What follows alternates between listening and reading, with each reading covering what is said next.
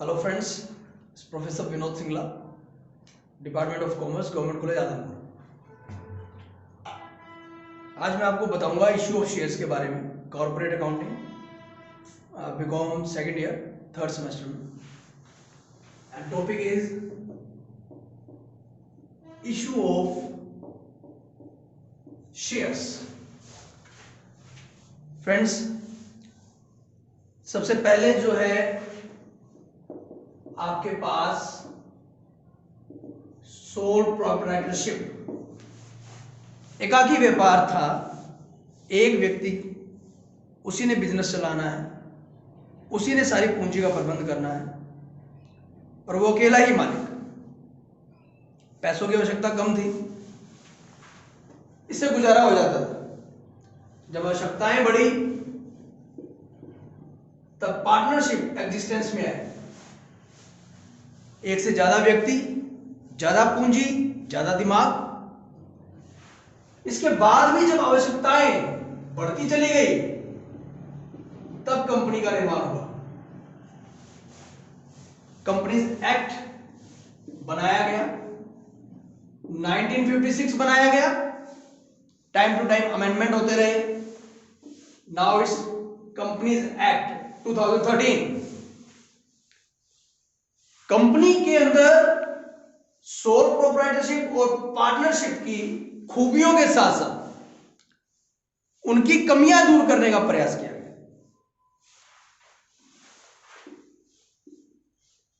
इसका legal formation होता है कानून के द्वारा एक सेपरेट एंटिटी के रूप में, जहां पर बहुत सारे लोग मिलकर रिक्वायर्ड पूंजी का निर्माण करते हैं और अपनी आवश्यकताओं की पूर्ति करते हैं। तो वास्तव में कंपनी है क्या? It's an artificial person. कृत्रिम व्यक्ति है। व्यक्ति इसलिए बोला गया क्योंकि ये व्यक्तियों की भांति सभी प्रकार के लेन देन कर सकता है, अपने नाम से खाते खोल सकते हैं, अपने नाम से सभी ट्रांजैक्शंस कर सकते हैं, इसलिए इसको व्यक्ति की संज्ञा दी गई। आर्टिफिशियल इसलिए क्योंकि ये कोई हम लोगों की तरह सांस नहीं लेता, सजीव नहीं है। That's the reason it is called artificial person. इसका पूरा जो निर्माण है वो कानून के दायरे में रहकर होता है, इसलिए इसको लीगल फॉर्मेशन के रूप में काउंट किया जाता है।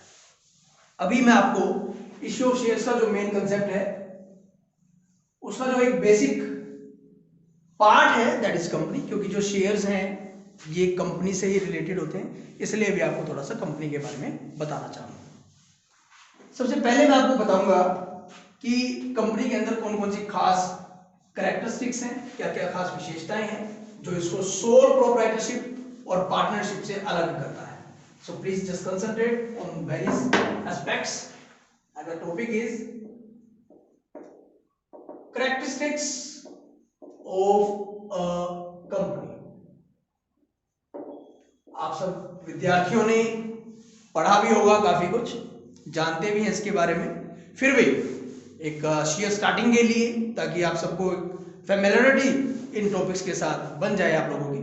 तो इसमें आपके पास जो पहला टॉपिक है, पहला पॉइंट है, वो है separate legal entity. Entity stands for existence, अस्तित्व। कंपनी का एक बिल्कुल अलग वैधानिक स्वरूप होता है, रूप होता है। इसके अंदर कंपनी अलग होती है, कंपनी के मेंबर्स अलग होते हैं। मतलब कंपनी अपने नाम से सारे लेन देन करती है, मेंबर्स अपने नाम से अलग लेन देन करते हैं। कंपनी का बिल्कुल एक अलग रूप होता है जिसका निर्माण कानून के द्वारा किया जाता है, इसलिए इसको लीगल वर्ड इसमें यूज किया जा रहा है। और इसका पृथक वैधानिक अस्तित्व होने के कारण we use the word separate legal entity. इसके अंदर जो खास बात आ रही है बेटा वो ये है कि all the members, creditors, other parties जो भी इस कंपनी के साथ इंगेज्ड हैं किसी भी तरीके से, वो कंपनी के ऊपर केस कर सकते हैं, कंपनी उन पे केस कर सकती है। मतलब ये बिल्कुल अलग अस्तित्व है इसका। कंपनी अलग, कंपनी के मेंबर्स और मालिक अलग। नंबर 2, परपेचुअल एग्जिस्टेंस, इसको हम बोलते हैं हिंदी में शाश्वत, इसका जो है उत्तराधिकार है, ये लगातार चलती रहेगी। जैसे आप सिंपल सी बात को समझिए, अभी जैसे कॉलेज है, स्कूल्स हैं, वहां स्टूडेंट्स पढ़ रहे हैं, जब स्टूडेंट्स वहां से पास आउट होकर चले जाते हैं तो स्कूल कॉलेज बंद नहीं होता ना, और स्टूडेंट्स आ जाते हैं। इन द सेम सेंस बेटा, we can use the words like this, members may come, members may go, but the company goes on forever. सदस्य आते रहेंगे, सदस्य जाते रहेंगे, परंतु कंपनी हमेशा चलती रहेगी। कंपनी के जो मेंबर्स हैं वो अपने शेयर्स को किसी दूसरे व्यक्ति को बेचकर खुद उस कंपनी से अलग हो सकते हैं और कंपनी को नए शेयर होल्डर्स मिल जाएंगे। इसलिए कहा जाता है परपेचुअल एग्जिस्टेंस, कंपनी का शाश्वत उत्तराधिकार है, इसका जो अस्तित्व है चलता रहेगा, ये कंपनी बंद नहीं होगी। Limited liability, another very good point. Friends, आप लोगों ने पढ़ा सोल प्रोप्राइटरशिप और पार्टनरशिप। अगर किसी कारणवश उन लोगों के बिजनेस में कोई नुकसान हो जाता है तो लेनदार जो है वो कंपनी पर के सोल प्रोप्राइटरशिप फर्म पर और पार्टनरशिप फर्म पर केस कर सकते हैं। उनकी पर्सनल प्रॉपर्टीज, जो मालिक हैं उनकी पर्सनल प्रॉपर्टीज को भी जो है टेक ओवर किया जा सकता है। That is in case of sole proprietorship and partnership. But in case of company, एक व्यक्ति ने जितने शेयर्स खरीदे हुए हैं केवल उतना ही वो देनदार माना जाएगा।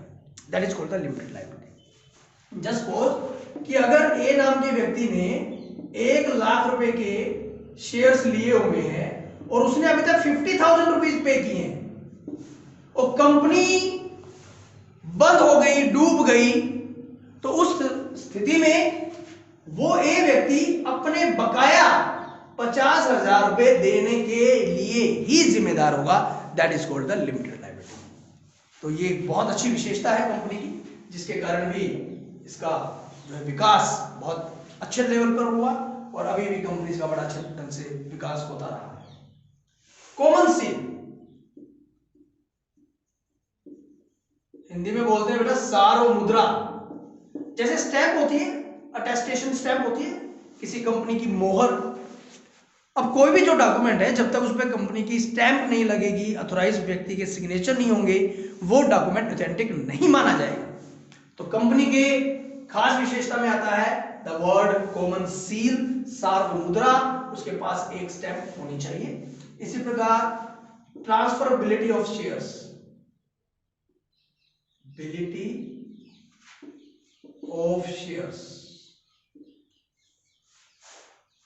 हम जिन शेयर्स के बारे में बात करने जा रहे हैं, जिस कंपनीज के बारे में बात करने जा रहे हैं, वो कंपनी अपने शेयर्स को एक व्यक्ति से दूसरे व्यक्ति तक हस्तांतरित कर सकते हैं। इसीलिए हम इसको परपेचुअल एग्जिस्टेंस का नाम देते हैं। ये एक खास विशेषता है जो पब्लिक कंपनी के पास अधिकार है। ये प्राइवेट कंपनी, पब्लिक कंपनी, इसका भी मैं जिक्र करूंगा थोड़ी देर में। तो फिलहाल एक खास विशेषता है कि ट्रांसफरेबिलिटी ऑफ शेयर्स, शेयर्स को हम ट्रांसफर कर सकते हैं। और इसी प्रकार एक और है, that is separation of management from owners या ओनरशिप। मालिक अलग है, प्रबंधकर्ता अलग है। मालिक तो शेयर होल्डर होंगे ना, जिन्होंने पैसे लगाए हैं, जिन्होंने शेयर्स खरीदे हैं। अब एक कंपनी के लाखों शेयर होल्डर हो सकते हैं, तो वो सभी कंपनी के अंदर बैठकर कंपनी को नहीं चला सकते। तो उनके द्वारा एक मैनेजमेंट का निर्माण किया जाता है। कुछ मैनेजर्स हायर किए जाते हैं जो कंपनी के डेली के कार्यों को, रूटीन के कार्यों को मैनेज करते हैं। तो management may be different, management is different from ownership. So these were the characteristics of a company, जिसके अंदर मैंने आपको बताया कि कंपनी के अंदर क्या क्या खास बातें होती हैं और कंपनी किस प्रकार से डील करती है और कंपनी का निर्माण किस कारणवश किया जाता है उसके बारे में भी आप देखिएगा अभी। तो I hope topic is quite clear to all. So next topic we are moving towards that is the types of company और you can say kinds of a company. Company के प्रकार कि कंपनी कितने प्रकार की होती है, इसके ऊपर मैं एक आपको एक ओवरव्यू दे रहा हूं। दैट इज द टाइप्स और you can say kinds of a company. It's very simple friends. Basically there are three types of a company. They are unlimited company, the first one is unlimited company.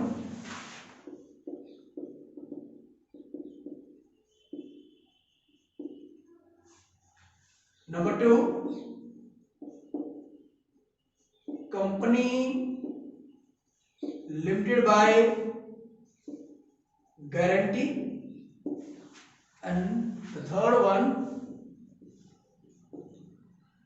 company limited by shares.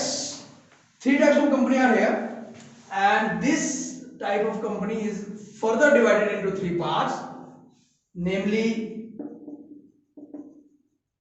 private company, public company, and one person company, that is called OPC. अब मैं इसके बारे में आपको थोड़ा थोड़ा बता देता हूं कि ये क्या चीज है हमारे पास। जो हमारे पास अनलिमिटेड कंपनी है, असीमित कंपनी, नाम से स्पष्ट है। मैंने अभी आपको कंपनी की कैरेक्टरिस्टिक्स में एक कैरेक्टरिस्टिक बताई थी, लिमिटेड लायबिलिटी, कि आपने जितने शेयर्स खरीदे हुए हैं आप केवल उतने रुपयों के लिए ही जिम्मेदार है। तो ये नाम से स्पष्ट है अनलिमिटेड कंपनी कि कंपनी के डूबने की स्थिति में या किसी ऐसी स्थिति में जहां पर आपका दायित्व बनता है कुछ रुपए देने का, तो वहां पर आपको कोई लिमिटेड दायित्व ना होकर अनलिमिटेड दायित्व हो जाएगा। मींस आपकी जो प्राइवेट प्रॉपर्टीज हैं वो भी टेक ओवर की जा सकती है, क्योंकि इस कंपनी में रिस्क हाई होता है। हमारे देश में, इंडिया में इस तरीके की कंपनी नहीं पाई जाती। That is called the unlimited company. और ये भी कंपनीज एक्ट के तहत ही सारे काम करेंगी। कोई भी कंपनी कंपनीज एक्ट 2013 के बाहर जाकर काम नहीं कर सकती, और ये कंपनी हमारे देश के अंदर नहीं पाई जाती। नेक्स्ट है company limited by guarantee. This is another form of a company. आपने 1 लाख रुपए के शेयर खरीदे हुए, ओके डन। इसके अलावा अगर शेयर होल्डर ने कंपनी के डूबने की स्थिति में, बंद होने की स्थिति में कोई दायित्व जब जन्म लेगा, उस स्थिति में अगर शेयर होल्डर ने कोई गारंटी दी है अपने द्वारा लिए गए शेयर्स के अलावा, then that company becomes company limited by guarantee. कि आपने 1 लाख के शेयर लिए थे, लेकिन आपने कहा है कि गारंटी दी हुई है कि अगर कल को कंपनी डूब जाती है तो मैं कंपनी के अंदर 1 लाख रुपए का और जो है दायित्व वहन कर लूंगा। That type of company is called company limited by guarantee. This is the main company, company limited by shares. This kind of companies, these kind of companies exist in our country, और हम इन्हीं companies के shares के बारे में बात करेंगे। सबसे पहली कंपनी जो है वो है प्राइवेट कंपनी। प्राइवेट कंपनी में कुछ खास बातें हैं, उसकी कुछ कैरेक्टरिस्टिक्स हैं। Let's see what kind of characteristics these private company do have. तो ये भी कंपनी एक्ट 2013 का सेक्शन इसके ऊपर जो लगेगा वो है section 2 sub section 68 of companies act 2013। और इस एक्ट में प्राइवेट कंपनी के बारे में कुछ खास बातें कही गई है जो इसको प्राइवेट कंपनी बनाती है। सबसे पहला जो पॉइंट है वो है restrictions on transferability of shares. The very good point friends. Private company अपने शेयर्स को ट्रांसफर नहीं कर सकती। तो भाई हम जो चैप्टर ये पढ़ने जा रहे हैं that is issue of shares, और उसमें आप जितने भी सम करेंगे वो प्राइवेट कंपनी के तो नहीं होंगे, क्योंकि उसमें हम अपने शेयर्स को मार्केट में इशू भी करेंगे, लोगों को बेचेंगे भी, लोग उन शेयर्स को ट्रांसफर भी करेंगे। तो प्राइवेट कंपनी की जो पहली विशेषता वो ये है restrictions of transferability of share या restrictions on transferability of share, ये अपने शेयर्स को ट्रांसफर नहीं करेगी। पॉइंट नंबर 2, इसमें जो maximum number of share holders है दैट इज रिस्ट्रिक्टेड टू 200। इसमें मैक्सिमम 200 सदस्य हो सकते हैं, मतलब 200 शेयर होल्डर इसके अंदर हो सकते हैं, ज्यादा नहीं हो सकते। जबकि हम जब पब्लिक कंपनी के बारे में पढ़ेंगे तब उसमें संख्या कुछ अलग होगी। तो ये इसकी सेकंड कैरेक्टरिस्टिक्स है। थर्ड वन इज ये पब्लिक को भी इनवाइट नहीं करती, नो पब्लिक इनविटेशन। शेयर्स को खरीदने के लिए ये पब्लिक को इनवाइट नहीं करती, यानी कि पब्लिक प्राइवेट कंपनी के पास जो भी शेयर होल्डर है वो आम जनता नहीं है। तो these are some basic characteristics of a private. अब हम मूव कर रहे हैं पब्लिक कंपनी के पास। पब्लिक कंपनी की जहां तक हम बात करेंगे तो सेक्शन 2 सबसेक्शन 71, कोई भी ऐसी company which is not a private company, it's a very simple definition, which is not a private company is called a public company. इससे सिंपल डेफिनेशन शायद ही कहीं आपको पढ़ने को मिले कि कोई भी ऐसी कंपनी जो प्राइवेट कंपनी नहीं है तो वो क्या माना जाएगा, पब्लिक कंपनी। यानी इसके अंदर जो विशेषताएं हैं वो पब्लिक कंपनी के अंदर नहीं है, या इससे डिफरेंट विशेषताएं आपको पब्लिक कंपनी के अंदर मिलेगी। जैसे अगर हम बात करें इन 3 चीजों की कि रिस्ट्रिक्शन थी इसमें शेयर्स की, पब्लिक कंपनी में कोई रिस्ट्रिक्शन नहीं होगी। ये मैक्सिमम नंबर 200 है, इसमें मैक्सिमम के ऊपर कोई लिमिट नहीं है। एक व्यक्ति एक शेयर भी खरीद सकता है और एक कंपनी के पास अगर 1 लाख शेयर है तो इस प्रकार से हम कह सकते हैं उसमें 1 लाख शेयर होल्डर हो गए। No public invitation, public company के अंदर तो सिर्फ पब्लिक को ही इन्विटेशन दिया जाएगा क्योंकि पब्लिक ही उसकी मेन शेयर होल्डर मानी जाएगी, पब्लिक के लिए ही वो शेयर्स को इशू करते हैं। और एक और हमें खास जो डिफरेंस है, प्राइवेट कंपनी अपने नाम के अंत में प्राइवेट लिमिटेड वर्ड यूज करती हैं और पब्लिक कंपनी अपनी कंपनी के नाम के अंत में केवल लिमिटेड वर्ड यूज करती है, प्राइवेट शब्द नहीं लगाया जाता। तो these were some basic differences between private company and public company. Now let's move on to the last type and its name is one person company. जैसा कि नाम से स्पष्ट है, एक ही व्यक्ति एक कंपनी का ओनर माना जाएगा, वही उसका शेयर होल्डर, वही उसका डायरेक्टर, होली सोली वही है, ओपीसी। तो इसमें तो स्टेटमेंट यही बनती है कि वो तो फिर इस हिसाब से सोल प्रोप्राइटरशिप हो गया, परंतु नहीं। आपके पास जो कंपनीज एक्ट है 2013, उसका सेक्शन 2 सब सेक्शन 62 एक परमिशन देता है कि एक व्यक्ति भी कंपनी का निर्माण कर सकता है और वो इंडिया का रेजिडेंट होना चाहिए। उसके अंदर 2-3 खास जो बातें हैं, let me define to you friends. इसके अंदर जो खास बात आ रही है वो इसके पास यही है कि अगर एक व्यक्ति के पास पेड अप कैपिटल जो है मिनिमम वो 1 लाख रुपए तो होनी चाहिए, तभी वो एक ओपीसी का निर्माण कर पाएगा।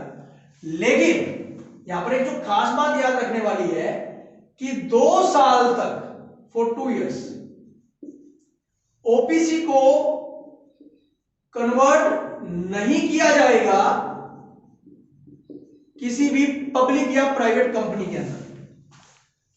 2 साल के बाद ओपीसी को कन्वर्ट किया जा सकता है इन ए प्राइवेट और पब्लिक कंपनी। लेकिन यदि इन 2 साल में मिनिमम जो पेड अप कैपिटल है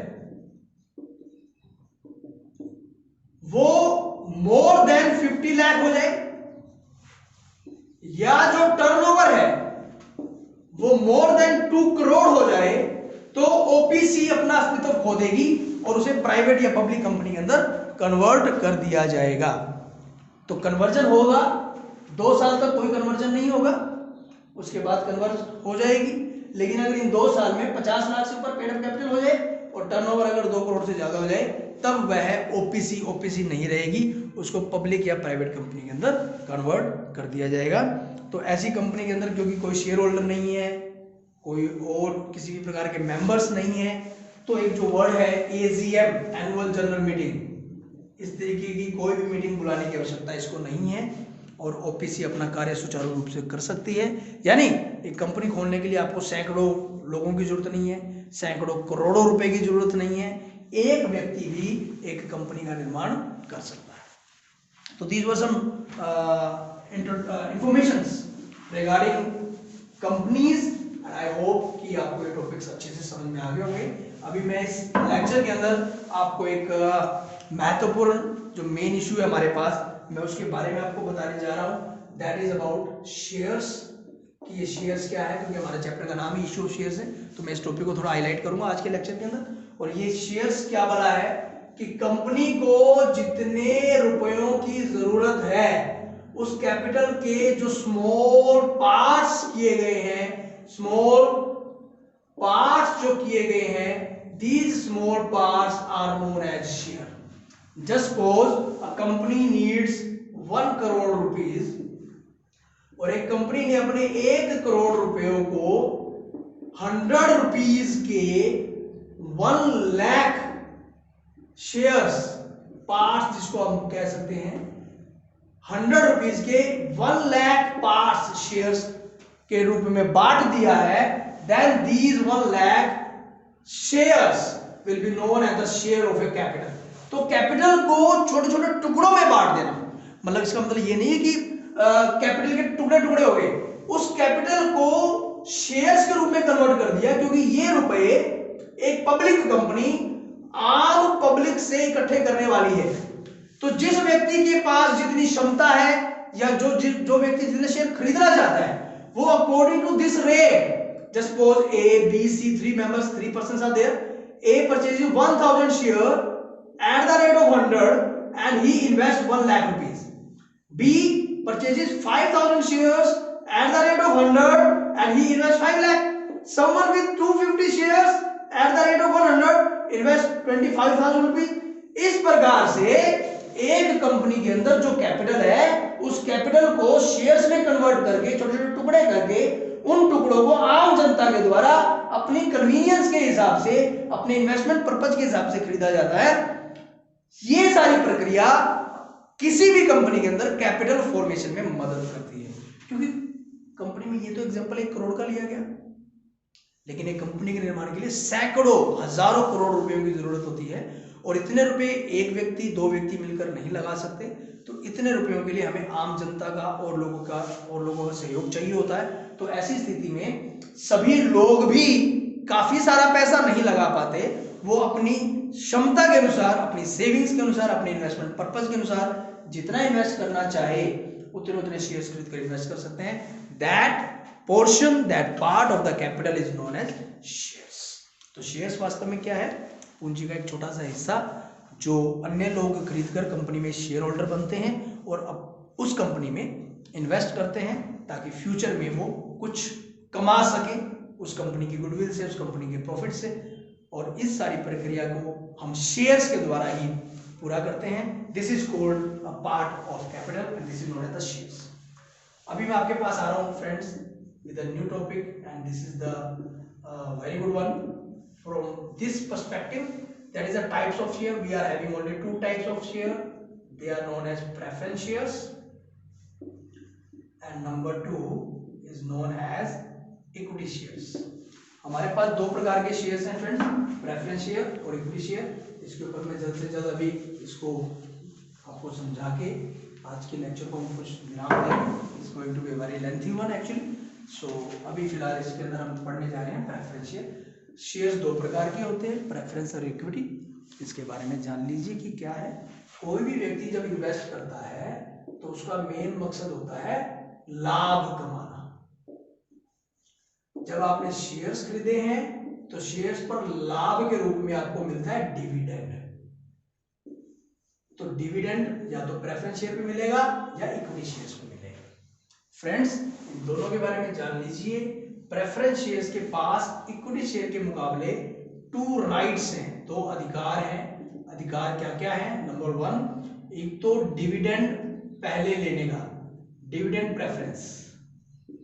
कंपनी को अगर कोई लाभ होता है तो सारे खर्चों का भुगतान करने के बाद वो लाभ कंपनी के मालिकों में बटेगा। मालिक ये है बेसिकली जिनके पास शेयर्स हैं। ऐसी स्थिति में प्रेफरेंस शेयर को सबसे पहले लाभ का हिस्सा मिलेगा, वो भी फिक्स परसेंटेज के साथ। इनका परसेंटेज बिल्कुल फिक्स कर दिया जाता है at the time of issue of preference share, और इनको उस परसेंटेज के हिसाब से डिविडेंड मिलेगा।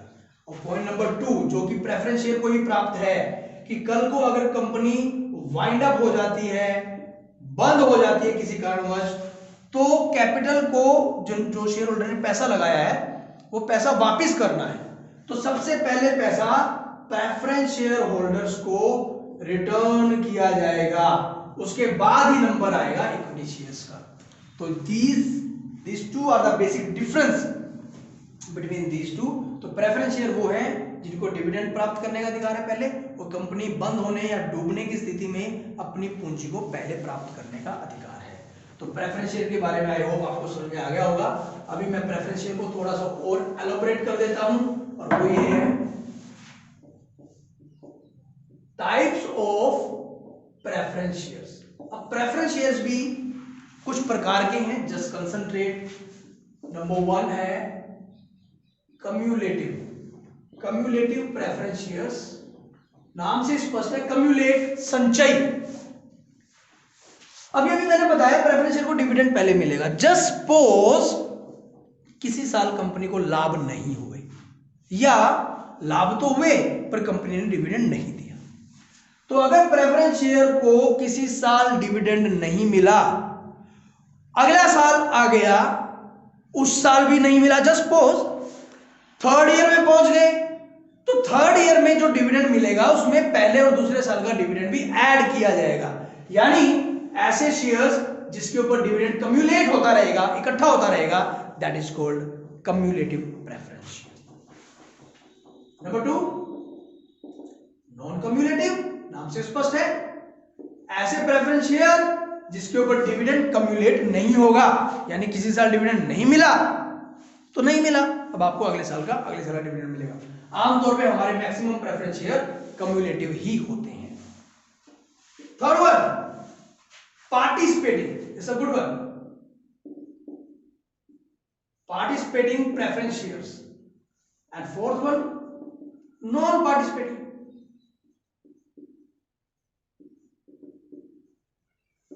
Another 2 types of preference share।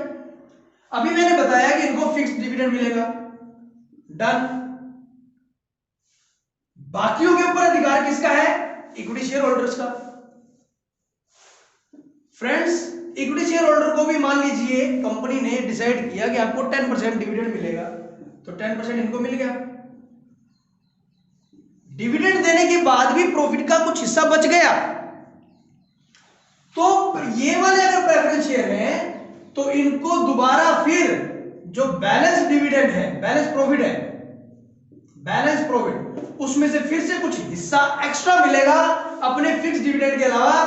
Jin share holder को अपने फिक्स डिविडेंड के अलावा एक्स्ट्रा फिर मिलेगा, those preference share are known as participating. और जिनको ऐसा प्रावधान, ऐसा प्रोविजन नहीं है, ऐसे शेयर्स को हम बोलते हैं नॉन पार्टिसिपेटिंग। दोनों प्रकार के शेयर्स हो सकते हैं किसी भी कंपनी में। Fifth one redeemable, sixth one non redeemable या इरिडीमेबल बोल सकते हैं इसको। ये क्या वर्ड होता है रिडीमेबल? इसको हिंदी में बोलते हैं शोधनीय। मींस जिस दिन कंपनी ने प्रेफरेंस शेयर इशू किए ना, उसी दिन एक डेट फिक्स कर दी जाती है कि इतने समय के बाद मैं आपके शेयर्स वापस ले लूंगी, यानी कंपनी सेइंग सो, और आपके पैसों का भुगतान कर दिया जाएगा। हमारे देश में कोई भी कंपनी ऐसी नहीं है जो इरिडीमेबल शेयर इशू करती हो। मैक्सिमम 20 साल का है टेन्योर, 20 साल के अंदर अंदर आपको, या 20 साल के लास्ट जो है, उन प्रेफरेंस शेयर को रिडीम कर देना है। और नॉन रिडीमेबल या इरिडीमेबल वो होंगे जिनको कंपनी अपनी लाइफ टाइम में कभी भी पैसे वापस नहीं करेंगे। इस प्रकार के शेयर हमारे यहाँ नहीं पाए जाते। हमारे यहाँ सारे के सारे प्रेफरेंस शेयर रिडीमेबल ही होते हैं। Seventh convertible preference shares, and the eighth one is non convertible. नाम से स्पष्ट है फ्रेंड्स, कन्वर्टिबल यानी कि परिवर्तनशील, निश्चित समय पर प्रेफरेंस शेयर को हम नए प्रेफरेंस शेयर में बदल सकते हैं। नए क्या मतलब, मान लीजिए ये 6% प्रेफरेंस शेयर थे, मतलब डिविडेंड का रेट 6%, 6% मतलब डिविडेंड का रेट जो परसेंटेज लिखा होता है, आपने इनको कन्वर्ट कर दिया 7% में, 5% में, या प्रेफरेंस शेयर को इक्विटी शेयर में कन्वर्ट किया जा सकता है। तो जब हम प्रेफरेंस शेयर को कन्वर्ट कर सकते हैं किसी नए प्रेफरेंस शेयर या बेसिकली न्यू इक्विटी शेयर में, दो share are known as convertible preference share, और जिनको हम कन्वर्ट नहीं कर सकते those preference shares are known as non convertible preference shares. तो friends, this was the main topic about preference share and its type. अभी मैं आपको लेके चलता हूं इक्विटी के ऊपर, और ये बहुत छोटा सा टॉपिक है, इसके अंदर आपको सारी चीजें क्लियर हो जाएंगी। इक्विटी शेयर वास्तव में कंपनी के मालिक होते हैं और मेन अधिकार इन्हीं का होता है। इन दोनों में जो बेसिक डिफरेंस है वो ये है, प्रेफरेंस शेयर को पहले डिविडेंड प्राप्त करने का अधिकार होता है। प्रेफरेंस शेयर अगर कंपनी डूब जाए तो पहले पैसे प्राप्त करने का अधिकार होता है। लेकिन इक्विटी शेयर्स वास्तव में कंपनी के मालिक होते हैं, कंपनी के सारे बचे हुए प्रॉफिट्स पर इनका अधिकार होता है। And the most important thing, all decisions are taken by equity shareholders, जबकि प्रेफरेंस शेयर्स का डिसीजन लेने में कोई रोल नहीं होता। कंपनीज के खातों की जांच करने का अधिकार इक्विटी शेयर्स को होता है, प्रेफरेंस शेयर्स को नहीं होता। एक खास बात जो आ रही है कि कंपनी में जब वोटिंग्स होती हैं तो वोट डालने का अधिकार भी इक्विटी शेयर्स को ही होता है, प्रेफरेंस शेयर्स को नहीं होता। परंतु अगर ये वाले प्रेफरेंस शेयर्स हैं जो कि आमतौर पे होते ही हैं, अगर प्रेफरेंस शेयर को किसी कारणवश 2 इयर्स तक डिविडेंड ना दिया जाए तो ऐसी स्थिति में प्रेफरेंस शेयर को कंपनी के डिसीजंस में भाग लेने का और वोटिंग राइट यानी किसी डिसीजन में वोट डालने का अधिकार प्राप्त हो जाता है। कब? अगर उनको 2 साल तक लगातार डिविडेंड ना दिया जाए। तो this was the topic in this lecture. It was about companies characteristics, shares, types of companies, types of shares and difference between preference and equity share. आज के लिए इतना ही। Will meet in the next lecture. I hope आपको topics clear होंगे। Thank you.